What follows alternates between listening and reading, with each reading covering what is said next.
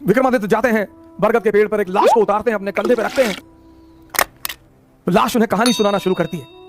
अब सोचिए सर, इस कहानी का मकसद क्या है? सुनिए कहानी और उसका मकसद। लाश उन्हें कहानी सुनाना शुरू करती है कि एक आचार्य थे, उनकी बड़ी खूबसूरत सी बेटी थी। आचार्य के 3 शिष्य थे। अब देखिए क्या तरीका था पढ़ाने का, संदेश देने का। और उनके 3 शिष्य थे और तीनों उस लड़की को बहुत प्यार करते थे और तीनों बड़े योग्य थे। आचार्य जी को भी लगता था कि यार योग्य तो तीनों हैं, लड़की को भी लगता था कि योग्य तो तीनों हैं, तो शादी किससे करूं? बाप और बेटी दोनों बड़े कंफ्यूज थे कि विवाह किससे किया जाए। और जब लड़की यह सुनिश्चित नहीं कर पाई कि विवाह किससे किया जाए, तो एक दिन लड़की ने आत्महत्या कर लिया। अब जब लड़की ने आत्महत्या कर लिया, तीनों बड़े निराश हुए। गए, उसका दाह संस्कार किया। तो एक शिष्य तो तुरंत सन्यासी बन गया, वहीं धूनी लगा ली उसने उसकी कब्र के पास कि बस अब जीवन में कुछ करना ही नहीं, जिसको मैं प्रेम करता था वो बचा ही नहीं, तो अब जीवन में कोई सार नहीं, अब सिर्फ तपस्या करनी है और तपस्या करके ही जीवन को त्याग देना है। दूसरा फकीर बन गया, घूमने लगा देश विदेश में। उसे पता था कि हिंदुस्तान में कुछ संत हैं जो फिर से जीवित करने का मंत्र जानते हैं। लगा वो उन संतों को खोजने जो फिर से जीवित करने का मंत्र जानते थे। तीसरा जो उसमें था, वो डेली जाता था, उस मृत शरीर पे मसाला लेप लगाता था, साफ करता था, फिर उसे वहीं रख देता था। अब ये सिलसिला कुछ वर्षों तक चला, 2-4 वर्षों तक चला। तो वो जो घूम रहा था चारों तरफ, फकीर बन गया था, मंत्र की तलाश कर रहा था, पुनर्जीवन देने के मंत्र का जो तलाश कर रहा था, उसे एक दिन कुछ महात्मा लोग मिल गए, वो उस मंत्र को जानते थे। उसने उनकी सेवा की, उन्होंने उसे वो मंत्र सिखा दिया। जैसे ही उसने मंत्र सीखा, वो भगा वापस गांव की तरफ और वापस आकर उसने उस युवती को फिर से जिंदा कर दिया। जब उसने फिर से जिंदा कर दिया, तीनों दावेदार फिर खड़े हो गए और अब तो युवती और सुंदर हो गई। तब उस वेताल ने विक्रम से पूछा कि विक्रम बता कि अब लड़की को किससे विवाह करना चाहिए? अगर तेरे मन में उत्तर आ रहा है और तू जवाब नहीं देगा तो तेरे सर के टुकड़े टुकड़े हो जाएंगे, और अगर तूने जवाब दिया तो मैं तुझे छोड़कर चला जाऊंगा। वेताल ने कहा कि अगर तेरे मन में जवाब आ रहे हैं, और ये नेचुरल प्रकृति है, हमारे सामने जब भी कोई परिस्थिति होती है, एक जवाब मन में आता है कि ये कर ले यार, नेचुरल प्रकृति है, नेचुरल जवाब आना ही है। तो वेताल ने कहा कि देख विक्रम, अगर तेरे मन में जवाब आ रहा है और तूने मुझे नहीं दिया तो तेरे सर के टुकड़े टुकड़े हो जाएंगे, और अगर दे दिया तो मैं चला जाऊंगा। योग्य आदमी भाई, योग्य हो अयोग्य हो, मन में परिस्थिति में अगर परिस्थिति बन रही है तो जवाब आएगा। तो विक्रमादित्य ने जवाब देना शुरू किया। कहा जो मंत्र सीख कर आया और जिसने पुनः जीवन दिया वो पिता तुल्य है। जीवन देना का काम किसका है? पिता का। क्या दर्शन है सर, जीवन देने का काम किसका है? पिता का। तो जिसने मंत्र सीख कर जीवन दिया वो पिता तुल्य है, मुझसे विवाह नहीं होगा। जिसने उस शरीर की सेवा की 4 साल तक, वो पुत्र का धर्म है, सेवा करना पुत्र का धर्म है, वो भी बाहर हो गया। जिसने अपनी ही जिंदगी दांव पे लगा दी, यही प्रेम की कसौटी है, विवाह उससे होना चाहिए। यह था शिक्षा देने का तरीका। मोबाइल यानी मौत। जो भी मोबाइल दिन में 10 घंटा यूज करता है वो भीख मांगेगा,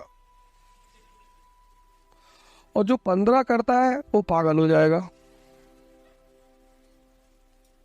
क्योंकि मोबाइल ने तुम्हारी सबसे प्रेशियस चीज छीन ली, सोचना।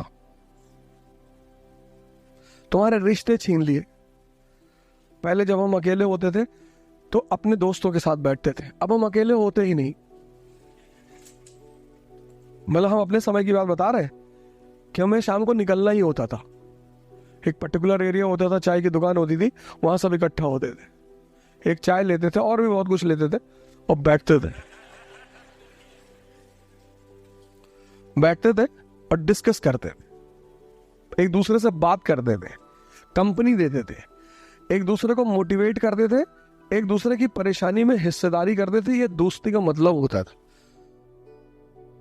किसी के फादर एडमिट है तो उसके साथ रात भर हम भी हॉस्पिटल में रहते थे, उसको हिम्मत मिलती थी।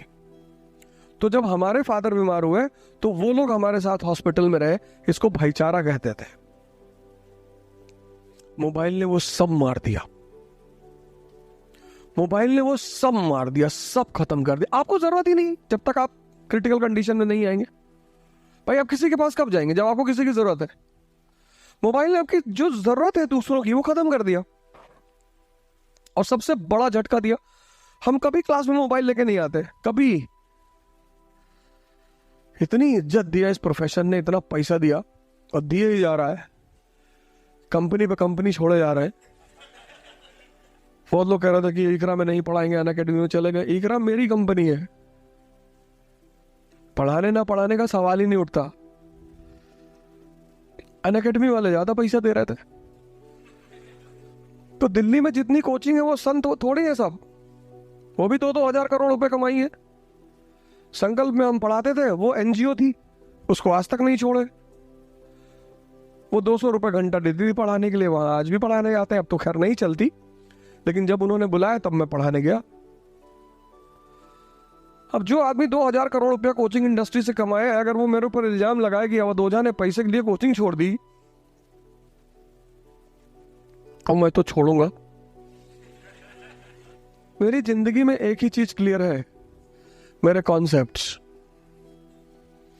मुझे पता है ये सारी दुनिया कुछ भी बोले, जहां मैंने एक बोरा नोट रखा वैन में और लुटाना शुरू किया। उससे परसों मुझसे पूछे करप्शन कैसे खत्म होगा, इस देश के आईएएस अधिकारी पॉलिटिशियन बहुत करप्ट हैं। बिल्कुल नहीं करप्ट हैं, इस देश के सबसे अच्छे हैं इस देश के अधिकारी और राजनीतिज्ञ। तो फिर करप्ट कौन है? जनता। 1000-1000 2-2 हजार रुपए लेके वोट देते हो, तो जो आदमी इन्वेस्टमेंट करेगा वो अपना पैसा वापस नहीं लेगा। इन्वेस्टमेंट का मतलब क्या होता है? प्रॉफिट। फिर चिल्ला रहे हो, हमको बेवकूफ बना दिए। तुम हो बेवकूफ। जब तक इस देश का आदमी शराब और पैसे के बदले में वोट देना नहीं छोड़ेगा, तब तक इस देश में करप्शन कभी नहीं खत्म होगा। तो इस तरह से करप्शन इस देश की जनता में है, ना तो ब्यूरोक्रेसी में है और ना राजनीति में है। आप एक बार एक ऐसा आदमी चुन के देखो जिसने आपको 1 रुपया ना दिया हो, और फिर वो करप्शन करे तो बताओ हमें। क्योंकि जो सेवा भाव से आ रहा है वो क्यों आपको पैसे देगा? जैसे हमसे कोई कह दे कि इलेक्शन लड़ जाओ, पहले तो हम लड़ेंगे नहीं, लेकिन अगर लड़ जाए तो हारना तो पक्का है। एक चीज तो गारंटी है कि हार जाएंगे, वोट नहीं मांगेंगे। तुम्हारी गर्ज हो तो दे दो, क्योंकि तुम्हारे लिए काम करने आया है। अब तुमको पढ़ाने आए, तुमको रास्ता बताने आए, तुम्हारा ही पैर छुए कि स्टूडेंट नाराज बाढ़ में जाओ, भाग जाओ, हटो यहां से।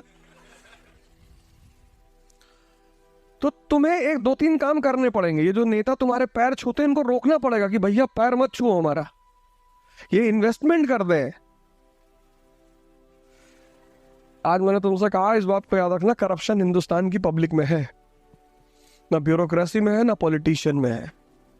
जिस दिन इस देश की जनता पैसा लेकर और दारू छोड़कर वोट देना शुरू कर देगी, कोई नेता कोई अधिकारी एक पैसा किसी से नहीं लेगा। एक इलेक्शन में 20-20, 25-25, 30-30 करोड़ रुपए खर्चे होते हैं, तो जिसने घर से पैसा लगाया वो निकालेगा नहीं।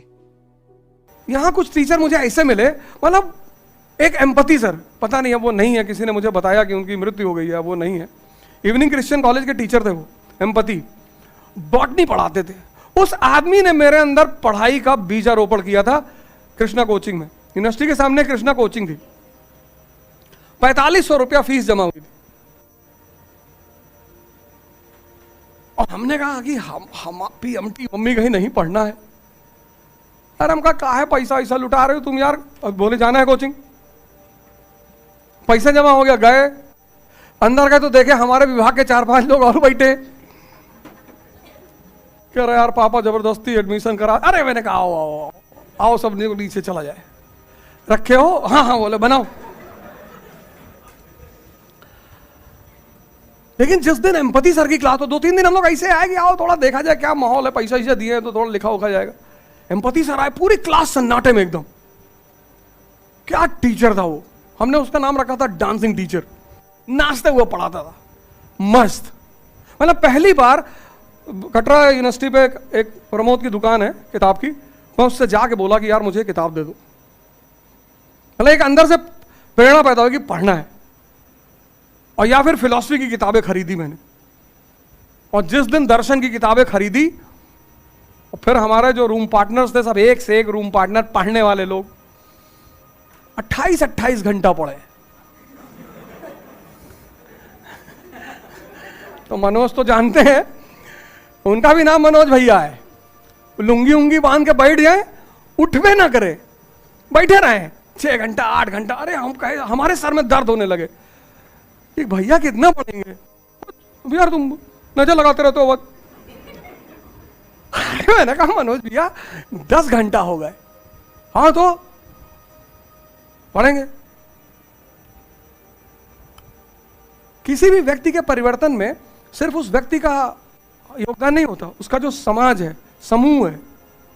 इलाहाबाद यूनिवर्सिटी तो जब हम आए, हर आदमी ठंडक में गर्मी में बाल इस समय हर आदमी का बाल, हर आदमी, तो तुम्हारे समय में तो नहीं हो रहा ये सब, हमारे समय में हर आदमी, कटरा में 100 रुपए की कैप मिलती थी।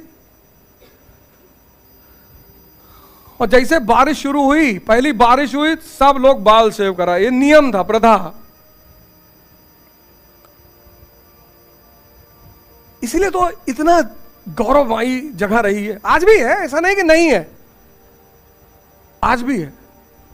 तो मैं उसका एक बड़ा ज्वलंत उदाहरण हूं। तुम कोशिश तो करो, पर एक दिन में नहीं होगा,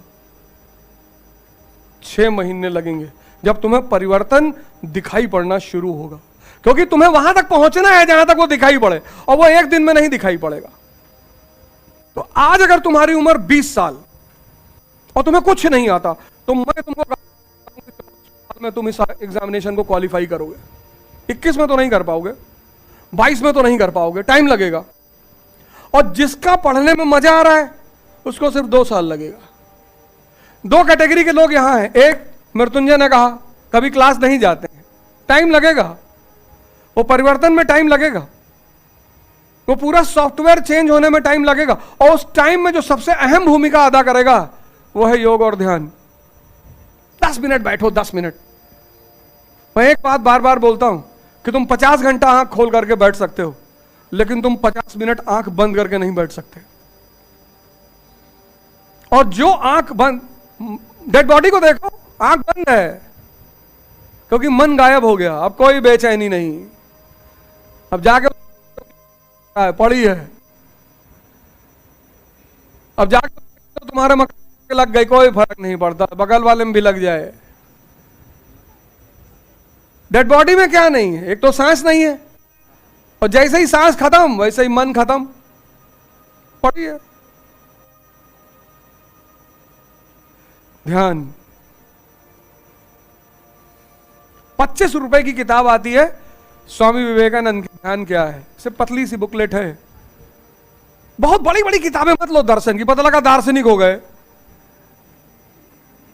25 रुपए की किताब आती है, ध्यान क्या है, विवेकानंद की।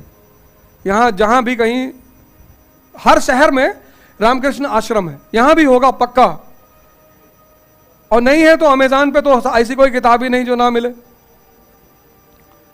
है कीटगंज में, आर कन्या का, अच्छा, तो वहां चले आओ और 25 रुपए की किताब इतनी पतली, ध्यान क्या है, और ले आओ उसको, आराम से पढ़ो। और मोबाइल रखे हो, यूट्यूब खोलो, प्राणायाम, कपालभाति और अनुलोम विलोम 2 करो बस। 5 मिनट से शुरू करो, अगले 3 महीने में आधे घंटे तक ले जाओ। और 4, कल तो आना ही है, अभी बाकी 3 चीजों का डिस्कस मैं कल सुबह करूंगा। और 4 तारीख को जो टेस्ट है वो अनिवार्य है। अगर तुम उस टेस्ट में आ गए तो तुम ये जान लो कि तुम्हारी बहुत बड़ी समस्या खत्म हो जाएगी। कर नहीं पाओगे, लेकिन नहीं लिख पाओगे, वो मेरा एक अजीब सा विश्वास है, मतलब है कि ना मेंस का तो प्री में तो कर ले आओगे 3-4 क्वेश्चन, बाकी नहीं कर पाओगे। और 13